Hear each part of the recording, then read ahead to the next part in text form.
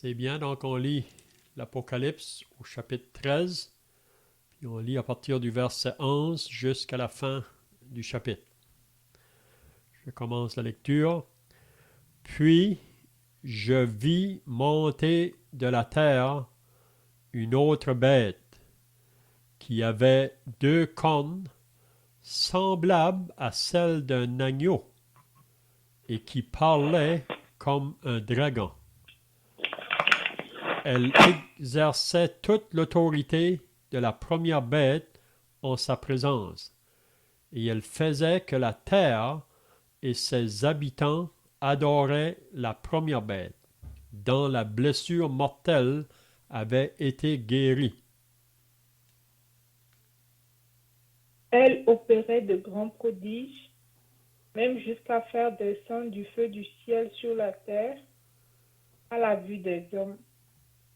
Et elle séduisait les habitants de la terre par les prodiges qui lui étaient donnés d'opérer en présence de la bête, disant aux habitants de la terre de faire une image à la bête qui avait la blessure de l'épée et qui vivait. Et il lui fut donné d'animer l'image de la bête, afin que l'image de la bête parle, et qu'elle fasse que tous ceux qui n'adoreraient pas l'image de la bête soient tués. Et elle fit que tous, petits et grands, riches et pauvres, libres et esclaves, se soient venus marques sur leur main droite ou sur leur front.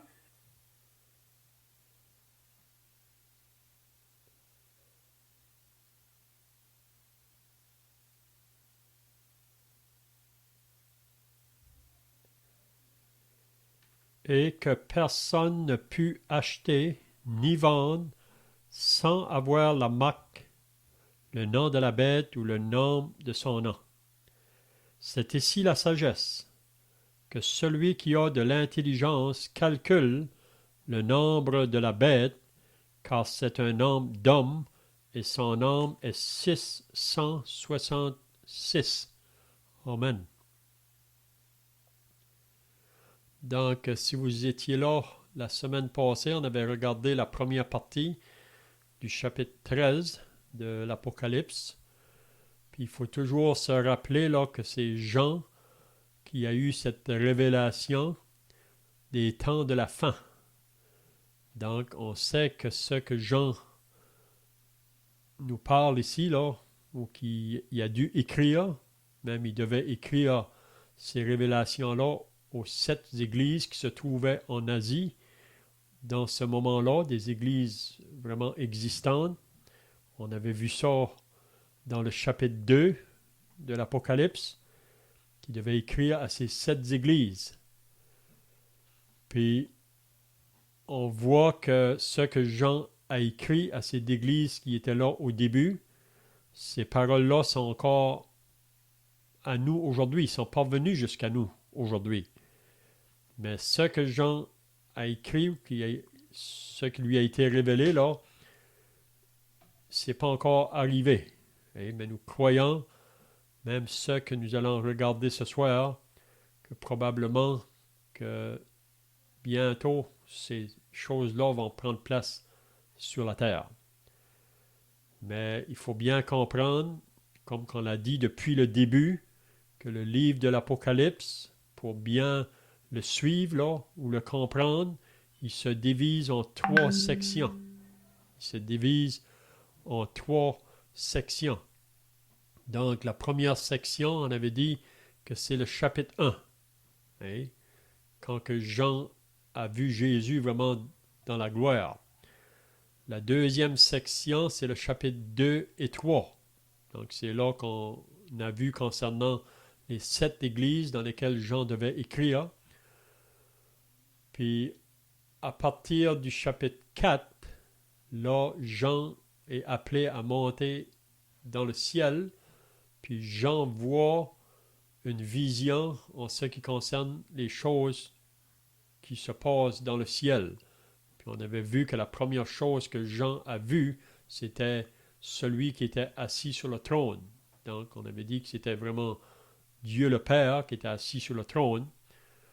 Puis Puis ensuite, le chapitre 5, on voit aussi quelque chose qui se fait dans le ciel. Là.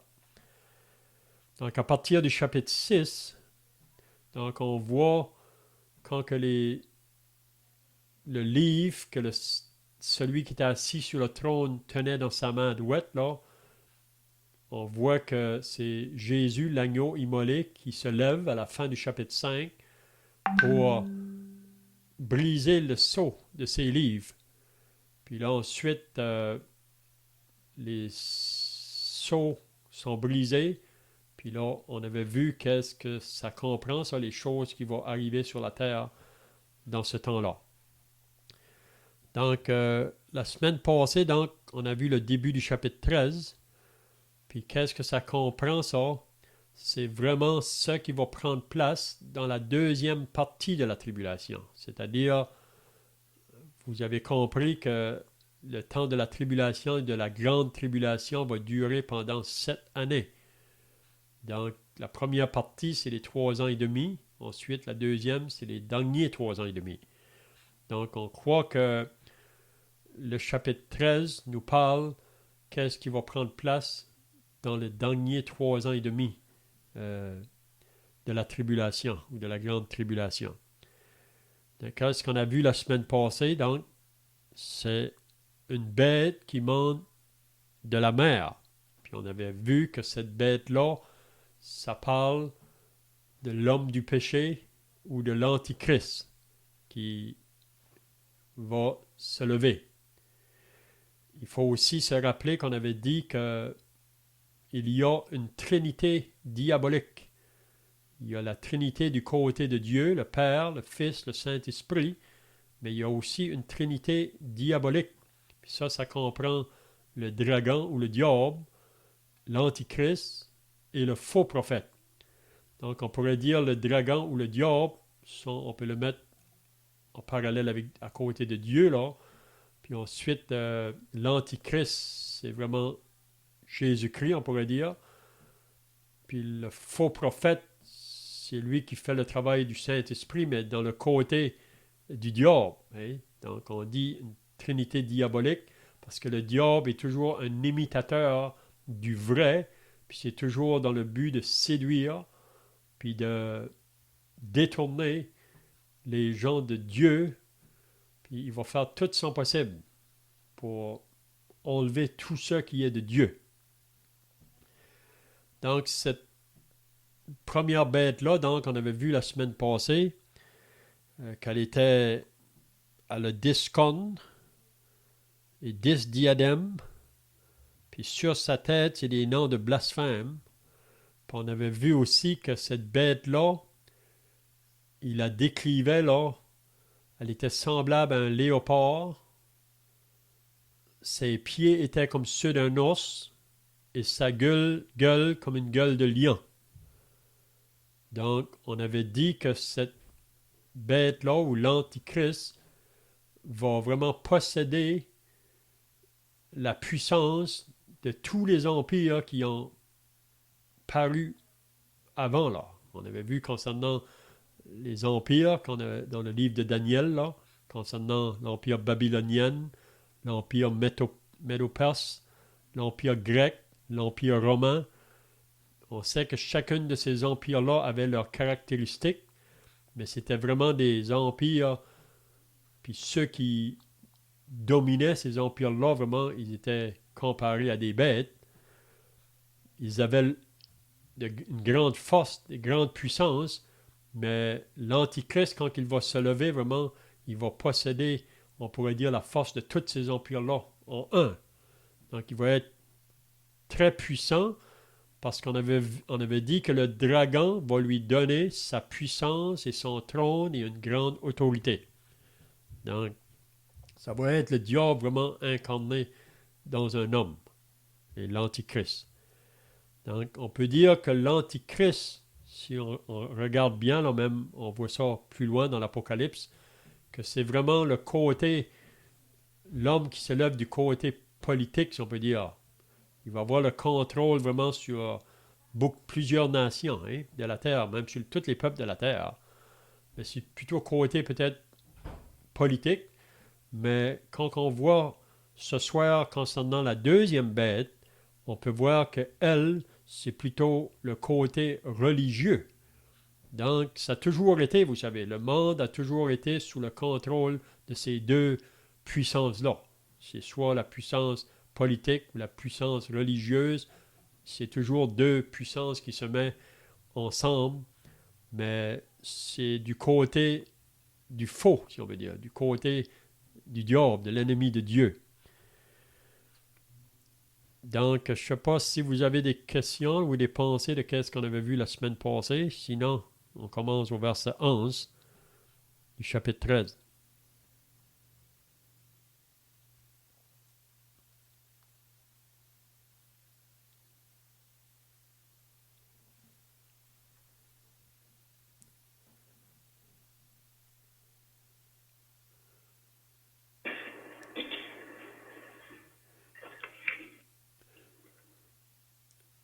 Donc, l'Antichrist, on sait qu'au milieu de la semaine, il va vouloir s'asseoir dans le temple à Jérusalem pour se proclamer Dieu. Et on voit ça dans la deuxième épître aux Thessaloniciens. Puis, vraiment, en arrière de ça, c'est le diable qui veut l'adoration. C'est ça qu'il va avoir depuis le début, le diable. Donc, il va utiliser cet homme, l'Antichrist. Mais aussi, qu'est-ce qu'on va voir ce soir? Que la deuxième bête qui monte de la terre, elle va travailler aussi pour apporter tout le peuple de la terre à venir adorer l'Antichrist, vraiment. Et c'est ça que, puis comme qu'on va voir ce soir, ça comprend surtout ça, le côté religieux. Hein? Donc le verset 11, qu'est-ce qu'on lit? Puis je vis monter de la terre une autre bête. Donc quand on dit une autre, là, ça veut dire une autre de la même sorte. Donc il y a la première bête qu'on a vue au premier verset, mais ici il dit, je vis monter de la terre une autre bête. Puis il faut bien comprendre que ces bêtes-là, ça décrit des personnages, des hommes qui vont se lever. Un du côté politique, l'autre du côté religieux, mais on peut voir que l'Antichrist qui se lève en premier, là, il va avoir le contrôle sur les nations, mais aussi, à la fin, il va vouloir avoir le contrôle même sur de la bête religieuse, si on peut dire, puis même il va la détruire, si on peut dire. Là. On voit ça plus loin, là. Donc, ça représente des hommes. Puis je vis monter de la terre une autre bête. Puis là, il a décrit, c'est un peu différent de la première bête, il a décrit comme qu'il y a deux cornes. Donc, cette bête-là, il dit qu'elle a deux cornes semblables à celles d'un agneau. Donc, à la première vue, ça paraît un côté peut-être doux, un côté pas avec dureté, là. Elle est représentée comme un agneau, vraiment. Mais il dit, et qui parlait comme un dragon.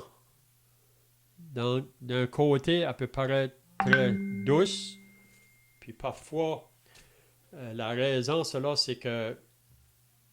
Juste une minute, là, quelqu'un avait connecté ici.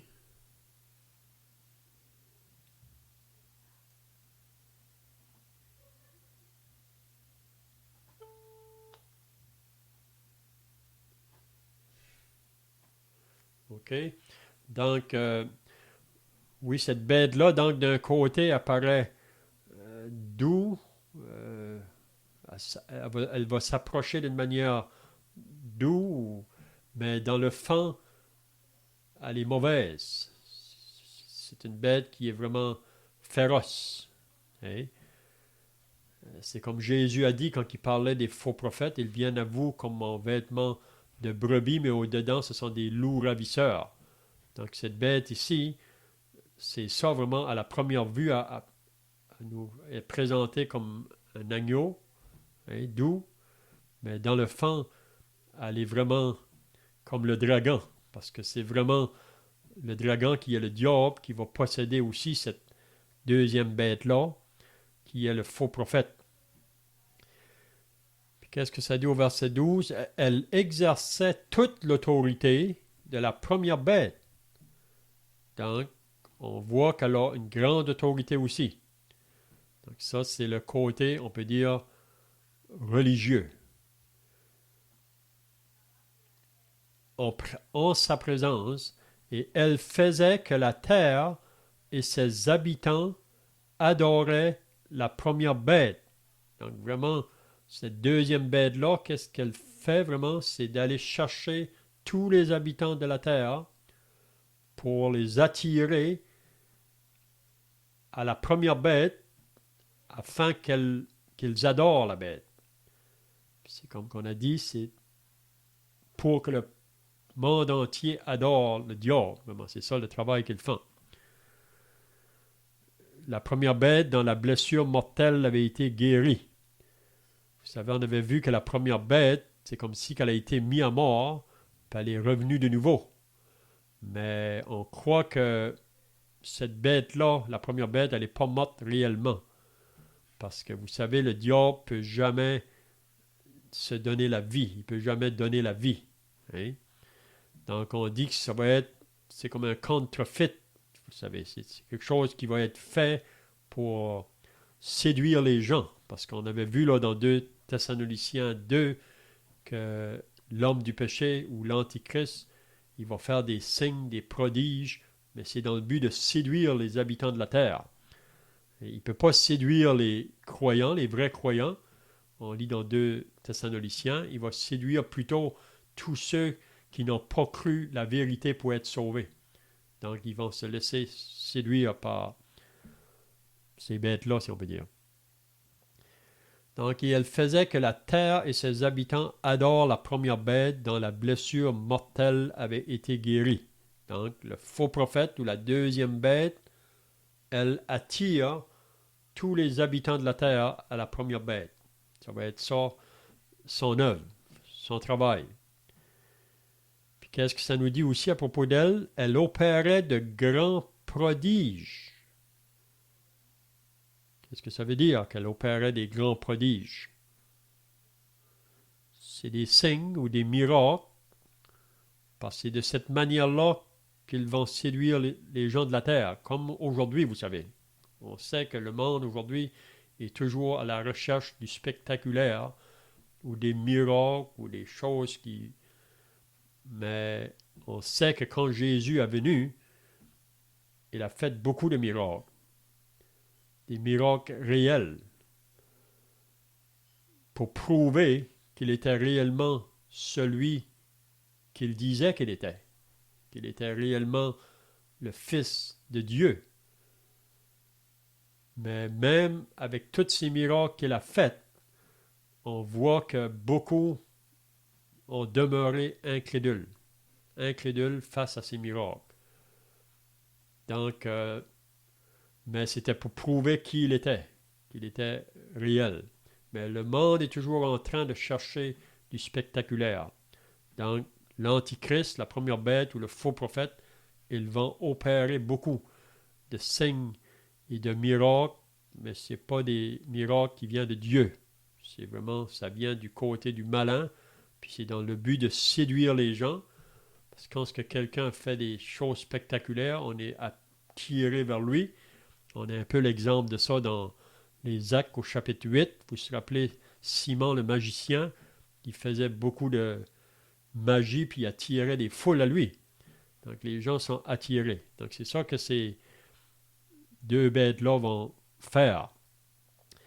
Elle opérait de grands prodiges, même jusqu'à faire descendre du feu du ciel sur la terre à la vue des hommes. Vous pouvez vous imaginer. On dit que ça, si on recule en arrière, on va dans le pays d'Égypte. Là, vous vous rappelez quand que Moïse est allé en Égypte pour faire sortir le peuple d'Israël de l'Égypte. Même face à Pharaon, Dieu avait donné à Moïse des choses à accomplir ou des miracles ou des signes pour prouver que ce qui ça venait vraiment de Dieu.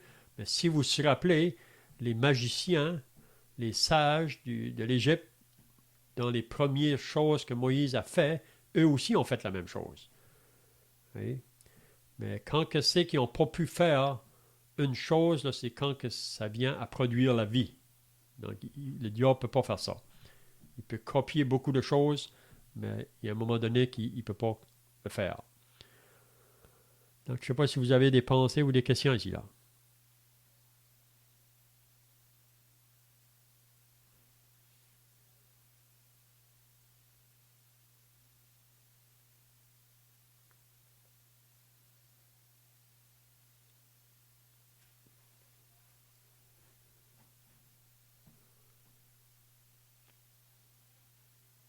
Donc, le verset 14, et elle séduisait les habitants de la terre, on vient de dire, par les prodiges qui lui étaient donnés d'opérer en présence de la bête, disant aux habitants de la terre de faire une image à la bête qui avait la blessure de l'épée et qui vivait.